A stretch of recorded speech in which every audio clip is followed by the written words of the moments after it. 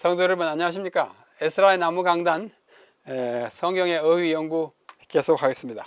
성경의 어휘를 연구하는 목적은 단어의 의미를 잘 파악해서 본문과 신학을 정확하게 이해하는 것입니다. 오늘은 93번째 시간으로서 좀 특별한 문제를 다루고자 합니다. 셈은 노아의 맏아들인가? 셈도 하나의 어휘잖아요. 이름이죠. 그래서 그 사람이 노아의 맏아들처럼 되어 있습니다. 그런데 과연 그런가 한번 따져보려고 합니다. 여기 창세기 족보를 보면은 창세기 5장 32절에 노아는 500세에 셈과 함과 야벳을 낳았다. 인데 500세에 셋을 다 낳았나 이렇게 생각하기 때문에 500세 된 후에 그때로부터 아이를 낳았다 이렇게 이해하라고 글자를 좀 추가해 놨어요. 히브리인들은 그렇게 표현합니다. 500세에 셈과 함과 야벳을 낳았다는 말은 500세에 누군가 한 아이를 낳고 그 다음에 차례차례 낳았다 이런 뜻으로 이해해야 하는 것이 그들의 표현법이에요. 그리고 10장 1절에 보면 노아의 아들 셈과 함과 야벳의 족보가 나옵니다. 그 다음부터 이제 그 세 아들의 또 자녀들의 족보가 쭉 나와요. 여기 이 노아는 홍수 전 시대와 홍수 후 시대를 잇는 연결고리예요. 위에 두 본문 사이에 5장과 10장 사이에 6장으로부터 9장의 홍수 기사가 기록되어 있습니다. 창세기 5장의 족보는 아담으로부터 노아까지 홍수 전이니까, 그 다음에 10장은 노아 이후로 쭉 연결되는 족보를 간직하고 있습니다. 노아의 세 아들의 이름이 성경에 6번 나와요. 5장에 6장에 7장 9장 10장 역대상 1장에 6회 나오는데 모두 이름들이 열거된 순서는 예외 없이 셈, 함, 야벳입니다. 그리고 셈과 야벳만 함 없이 야벳만 나타날 때도 셈이 먼저이고 야벳이 다음에 나와요. 창세기 9장에 나와요. 그 다음에 과연 이 순서 셈, 함, 야벳은 그들의 출생 순서인가? 셈이 과연 노아의 맏아들 장자이고 야벳은 막내인가? 이 질문에 답하기 위해서 오늘 좀 족보 연구를 잠시 하려고 생각합니다. 족보 연구는 좀 지루하지만 재밌기도 합니다. 자, 유명한 화가가 제임스 티소라고 하는 화가가 이 그림을 그렸어요. 셈, 함, 야벳입니다. 우리가 보기에 셈은 동양적인 특성을 가지고 있고 함은 아프리카인들의 특성을 가지고 있고 야벳은 서양 유럽 사람들의 특징을 가지고 있습니다. 그들의 조상이 되었다고 우리가 전해지지 않습니까? 세 아들. 자, 오늘 족보를 좀 자세히 보면 창세기 아까 읽었던 5장 30절에 보면 노아가 500세에 셈과 함과 야벳을 낳았다. 500세에 맏아들 낳고 그 다음에 낳았다 이거예요. 그러므로 노아가 500세 때 첫 아들을 낳은 것이 분명합니다. 500세 아이를 낳았다 하니까. 500세 히브리 원문에 500세 아이를 낳았다 이렇게 돼 있어요. 그 후에 더 아이를 둘 더 낳았겠죠. 그런데 창세기 11장 10절을 보면 셈은 100세 곧 홍수 후 2년에 아르박사스를 낳고 아르박사를 낳은 후에 500년을 지나면 잘 낳았다. 다시 말해서 홍수 후 2년에 셈이 100살이었어요. 그런데 이 홍수는 노아가 600세 되던 해에 났거든요. 창세기 7장 6절에 노아가 600세 되던 해에 홍수가 났다.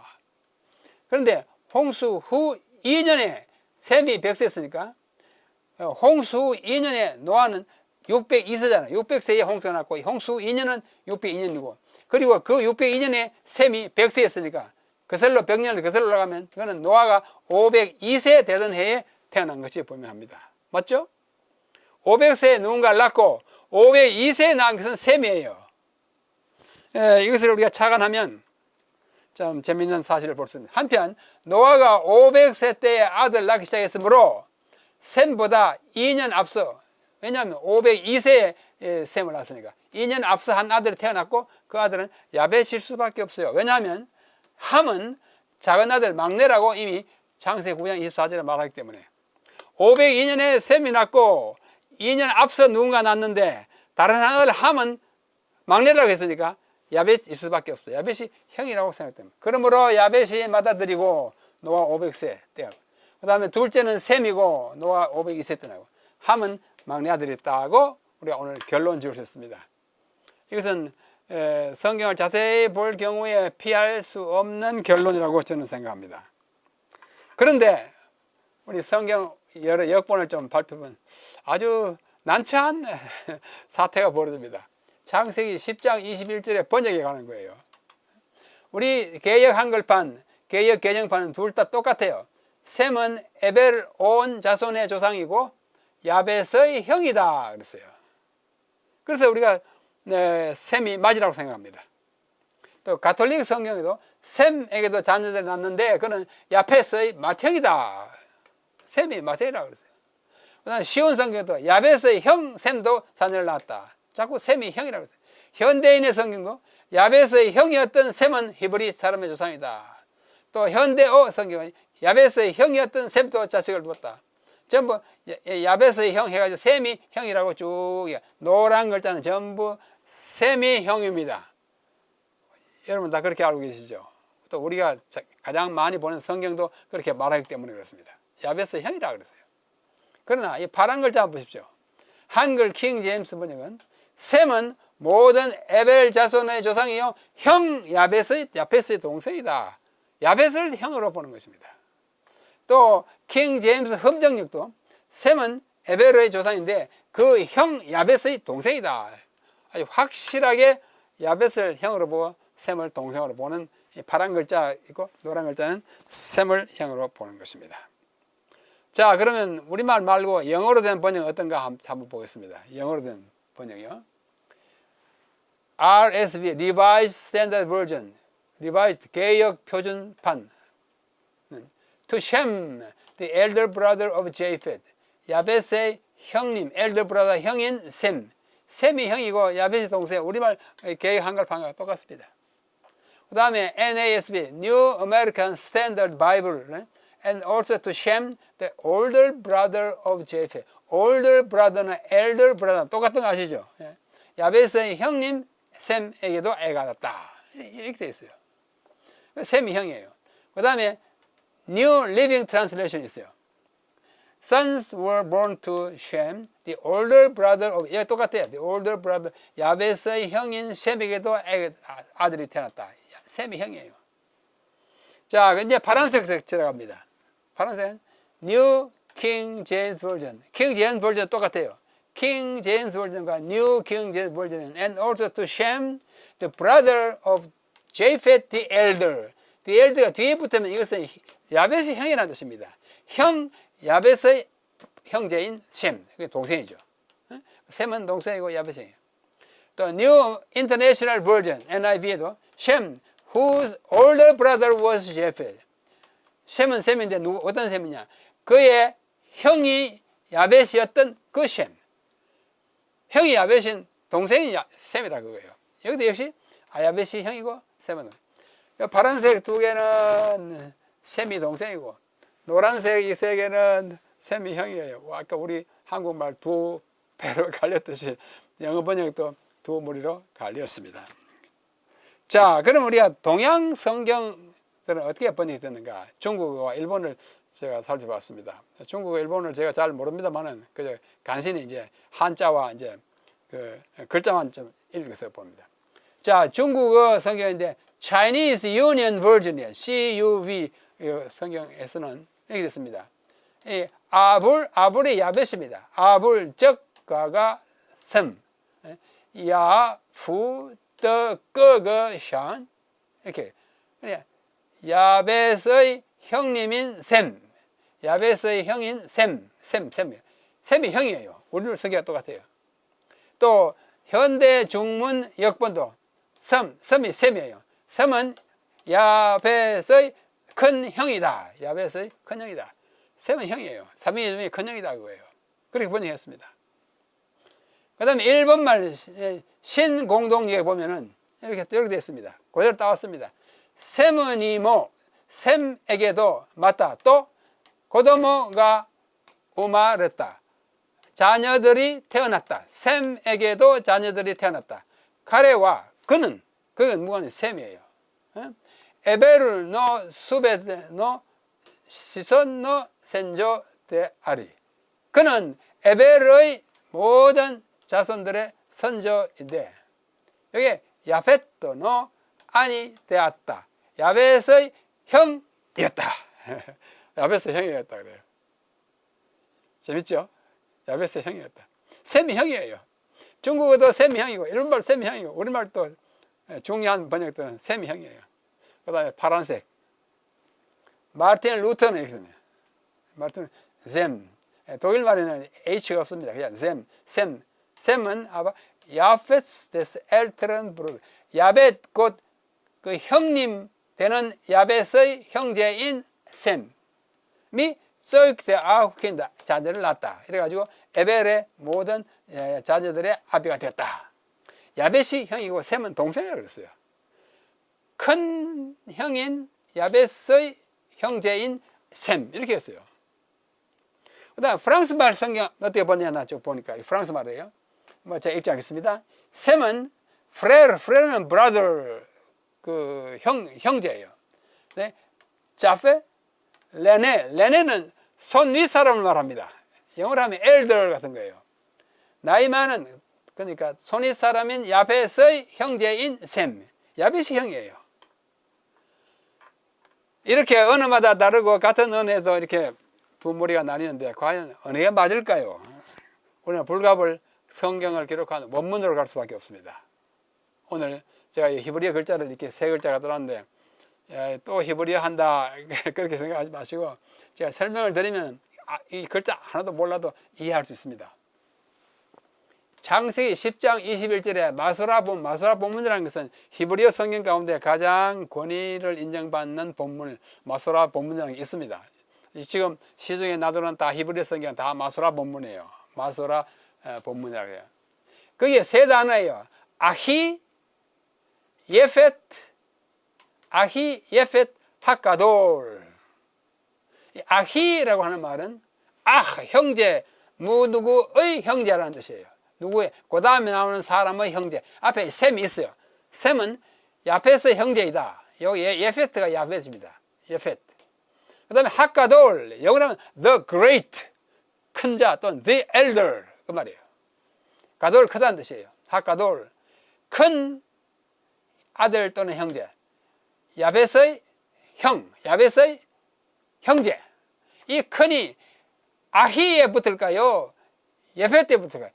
아히에 붙으면 야벳의 큰 형제 이런 뜻이 되고 야벳에 붙으면 큰 아들 또는 큰 형제인 야벳의 형제 셈. 그러면 야벳이 형이 되고 셈이 동생이 돼요. 이것이 여기에 붙으면 셈이 형이 되고 여기 야벳에 붙으면 큰 자가 야벳이 되고 야벳이 형이고 그 다음에 그의 형제는 동생이 돼가지고 동생이 셈인 것입니다. 그런데 여기 설명이 좀 복잡한 거 있어요. 이게 히브리어 문법에 관한 것인데 히브리어에는 악센트가 다른 어떤 언어보다도 많으면 여러 가지가 있어요. 한 16가지 있습니다. 제가 배운 대로는 16가지 악센트가 별의별 게 다 있어요. 보십시오. 요거 악센트예요. 요거 악센트예요.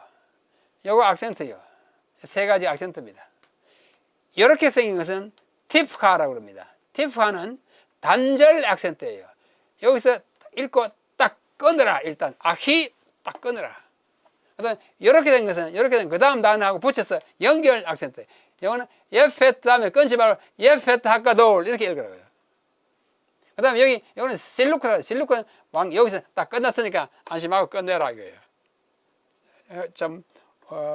이런 악센트가 없는 영어나 한국말을 쓰는 사람에게는 이게 참 복잡합니다. 자, 여기에 단절, 티프가 여기 끊으라 그 말, 아히에서 끊고 예페트 하카돌, 큰 자인 야벳의 형제 이렇게 읽으라고 그래요. 야벳의 큰 형제가 아니고 큰 형제인 야벳의 동생, 형제. 그래서 이 악센트에 비춰보면은 이 가돌은 여기에 붙여 읽어야 합니다. 요거는 연결 붙이라고 그랬고 요거는 띄어냈으니까 큰 자인 야벳의 형제인 셈 이렇게 읽어요. 그렇다면 맨 끝에 요거는 이제 문장의 마침표예요. 영어로 하면 period, 우리말로 마침표입니다.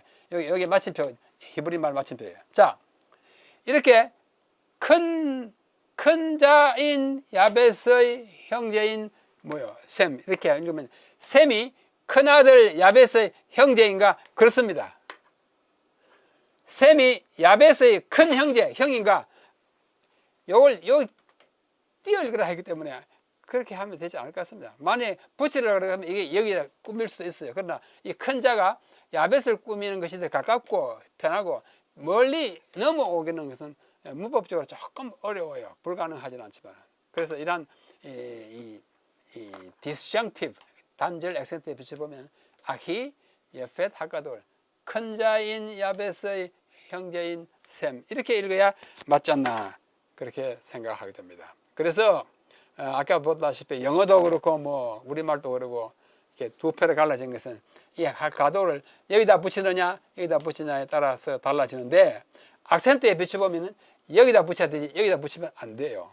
그래서 큰 아들 또는 큰 형제인 야벳의 형제 셈 이렇게 읽어서 야벳이 큰 형이다고 생각하게 되는 것입니다. 자, 그런데 노아의 세 아들의 이름들을 열거할 때 셈이 차자였음에도 불구하고 방금 본 바와 같이 둘째 아들임에도 불구하고 항상 선두에 기록된 까닭이 뭘까 한번 생각해 봅니다. 왜 그랬을까요? 그것은 필경 홍수 후에 성경 역사의 주인공이 된 아브라함과 홍수 후에 창세기 11장 지나고 12장부터 아브라함이 쭉 내려가잖아요. 히브리인들에게 가장 중요한 조상이에요. 그의 후손이 셈의 자손이고 올라가면 셈의 자손으로 아브라함이 와요. 또한 장차 인류를 구원할 메시아를 탄생시킬 언약의 혈통이기 때문에 아마도 맨 먼저 썼을 것이다 라고 생각합니다. 말하자면 셈족이 가졌던 역사적 중요성 때문에 그가 맨 먼저 언급된 것으로 보입니다. 그리고 막내였던 함이 야벳보다 먼저 언급된 것은 그의 후손 함의 후손이 지리적으로 셈의 후손과 가까운 곳인 바로 남쪽에 살았잖아요. 남쪽에 거기 아프리카 애굽과 그 에티오피아 거기 다 함의 후손이 살았습니다. 그러므로 그곳에 살면서 가까운데 많은 거래와 왕래가 있었기 때문일 것으로 보입니다. 그런 반면에 야벳은 뭐요? 후손들 더 멀리 떠나 유럽에 갔기 때문에 서로 전초 멀리 감으로써 거래가 끊어졌기 때문에 먼저 오지 못하고 끝에 오게 됐다고 생각이 됩니다. 셈과 함과 야벳 그렇죠? 자, 그런데 우리가 족보를 기록한 창세기 10장에 가보면 창세기 족보가 참 재미있는 현상이 있습니다. 10장 1절에 노아의 아들 셈과 함과 야벳의 족보는 이러하다 해놓고 2절부터 이 세 사람의 자녀들의 이름이 쭉 나옵니다. 그 다음에 2절에는 야벳의 아들들은 고멜과 가마옥과 마대와 야완이고 6절에 가면 함의 아들들은 구스와 미스라임과 붓과 가나안이고 21절에 가면 셈의 자손은 에벨 온 땅에 야벳 누구 갑니다. 왜 셈, 함과 야벳인데 그 다음 세대는 왜 야벳, 함, 셈인가? 노아의 아들들의 순서인 셈, 함, 야벳인데 노아의 손자로 그 이후의 자손들의 명단을 볼 때는 역순으로 야벳, 함, 셈 까닭이 뭔가? 우연히 이렇게 된 것인가? 아니면 어떤 합리적인 이유가 있는가? 답이 뭐예요? 이렇게 하는 것이 히브리식이에요. 우리는 뭐 노아의 자녀는 셈과 함과 야벳이다. 그 다음에 그 후손은 그 다음에 셈의 자녀가 어떻고 함의 자녀가 누구고 야벳 이렇게 나올 때 히브리인들은 그 반대로 거꾸로 해야 그들의 식이에요. 히브리인들은 말을 하거나 글을 쓸 때 한 번 열거한 것을 다시 말할 때는 먼저 말한 순서와는 반대로 역순으로 열거하는 습관을 가지고 있어요. 이걸 교차 구조라고 그럽니다. 우리가 교차 구조에 대해서 앞에서 우리 배웠어요. 예? 우리 어휘 연구 91강의, 지금은 93강이잖아요. 91강이 바로 전전 강의에서 히브리 문학의 특징 가운데 이 교차 구조에 대해서 자세히 설명했는데 그때 했던 이 본보기를 여기 다시 한번 보입니다. 창세기 10장에 1절에 셈, 함, 야벳, 2절로 5절부터 5절까지 야벳, 그 다음에 6절로 20절 함, 그 다음에 A, B, C, C, B, A 이렇게 X자로 돼요. X자를 헬라어로 he라고 해요. 치가 아니고 he를 영어로 읽으면 he가 안 되니까 key래요. 그래서 이걸 키이스무스, 카이에스무이라고 표현합니다. 교차로 되어 있다고. 이렇게 A 더하기 B 더하기 C, 그 다음에는 C 프라임, B 프라임, A, C, B, A, C, A, B, C, C, B 거꾸로 되는 이것을 교차 구조라고 해요. 우리 어휘연구 91번에서 복습하시면 좋겠습니다. 자, 성경에 족보가 많이 나와 있는데 제가 보기에 족보는 대단히 중요합니다. 다음과 같은 한 5가지 중요한 기능 때문에 성경에 이 족보가 기록되었다고 생각합니다. 첫째, 성경에 등장하는 인물들이 실제적인 인물들이고 거기에서 전개되는 사건들이 역사적으로 사실임을 증명하고 강조하려고 그렇게 했습니다. 그냥 뭐 아무렇게 이름 갖다 놓으면 이게 뭐 언제 사람이 누구야 뭐 진짜야 가짜야 이런 생각이 들 수 있기 때문에 누구의 아들 누구의 아들 누구 언제 무슨 일 딱 연관을 지어서 이야기하고요. 고대로부터 당대 그 족보를 쓴 당대까지의 역사의 연속성을 보여줌으로써 과거로부터 현재 그때까지 현재를 이어주는 고리 역할을 하는 것이 족보의 기능이에요. 셋째, 우리에게 인간의 연약함과 죄됨을 상기해요. 그 족보 쭉 설명함으로써 다윗도 얼마나 연약한 존재입니까? 솔로몬도 얼마나 죄악을 많이 저질렀습니까? 그 존재임을 우리 조상의 그 행적을 봄으로써 우리도 인간인지라 이렇게 하면 안 되겠다는 것을 교훈으로 배우고 또 그 결과가 후손에 이게 치명적인 영향을 끼친다는 것을 우리가 인식하도록 또 좋은 조상에 대해서는 우리가 아주 자긍심을 많이 가지도록 그렇게 한 것입니다. 넷째, 구속의 경륜의 확실성을 보장하고 아브라함 보고 너를 말미암아 모든 민족을 복을 받겠다 메시아를 주겠다 했는데 그 후손이 예수님인지 아닌지를 알려면 족보가 있어야 돼요. 그죠? 구속의 경륜의 확실성을 보장하고 그것의 성취를 기대하게 하며 하나님의 언약과 말씀에 대한 신뢰를 강화하기 위해서 족보가 반드시 필요합니다. 마지막으로 예수님이 예언된 참 메시아인지를 확실히 알 수 있게 합니다.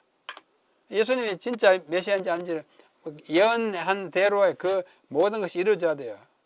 아브라함의 후손을 알아야 됩니다. 다윗의 후손을 알아야 됩니다. 예? 이사야 11장 이새의 후손을 알아야 돼요. 그러므로 족보 없이는 그가 진짜 아브라함과 다윗의 자손인지 아닌지 몰라요. 그래서 마태복음엔 아브라함과 다윗의 자손 예수 그리스도의 족보라 이렇게 시작하지 않습니까? 그래서 족보는 대단히 중요한 것입니다. 그러므로 성경을 통독하시다가 족보가 나오면 그냥 넘어가지 마시고 이름 하나하나를 이렇게 읽으면서 차분차분 다 읽으시기를 기대합니다. 자, 이 성경의 족보가 한 6줄기가 있어요. 중요한 족보. 창세기 4장 5장에 있는 족보는 아담으로부터 노아까지 족보입니다. 이때 사람 이름이 있어야 그 혈통을 알 수 있어요.